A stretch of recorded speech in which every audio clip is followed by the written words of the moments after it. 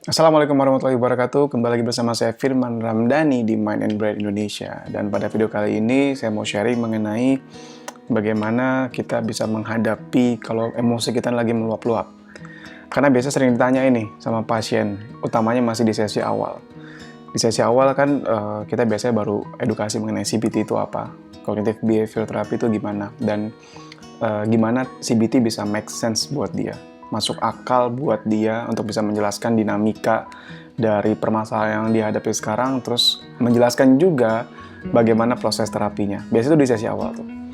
Tapi kadang-kadang ada pasien yang suka bertanya, Mas, terus gimana kalau nanti misalnya di antara sesi ini, sebelum ketemu sesi berikutnya, saya kembali lagi emosional gitu ya, ada meledak lagi atau mungkin saya tenggelam lagi dalam emosi.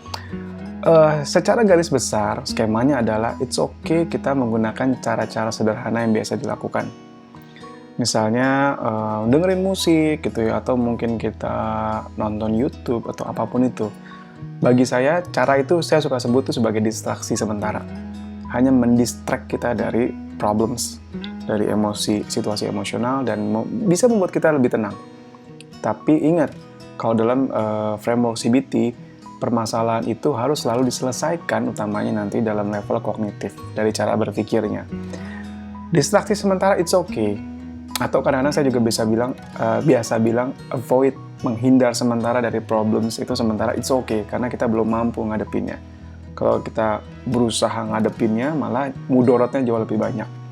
It's okay kita distract sementara dengan musik atau kadang-kadang ini tergantung ya. Ada beberapa pasien bisa terdistract dengan bermain game, bisa juga. Ada juga dengan jalan-jalan, ada dengan olahraga.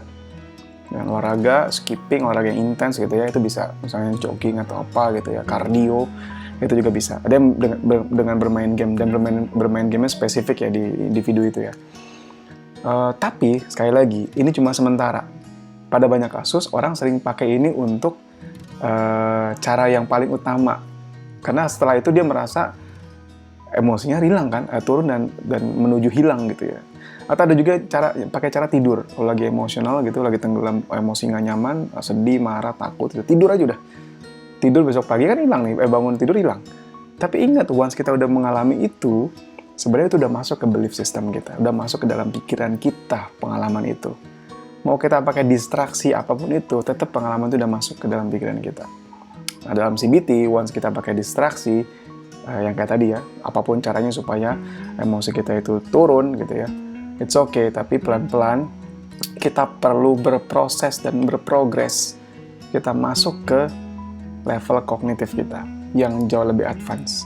Karena sekali lagi, yang membedakan manusia sama makhluk lain adalah kemampuan kita dalam berpikir loh. Dan artinya kalau ada masalah yang perlu kita sasar adalah pikiran kita, cara kita berpikir, cara kita memaknai situasi, cara kita menginterpretasikan situasi itu. Oke, sekian video kali ini. Jangan lupa like, comment, dan subscribe. Dan yang paling penting di-share sebanyak-banyaknya. Semoga jadi pahala jariah buat kita semua. Dan semoga manfaatnya jadi tersebar luas. Terima kasih. Sampai ketemu di video berikutnya. Wassalamualaikum warahmatullahi wabarakatuh.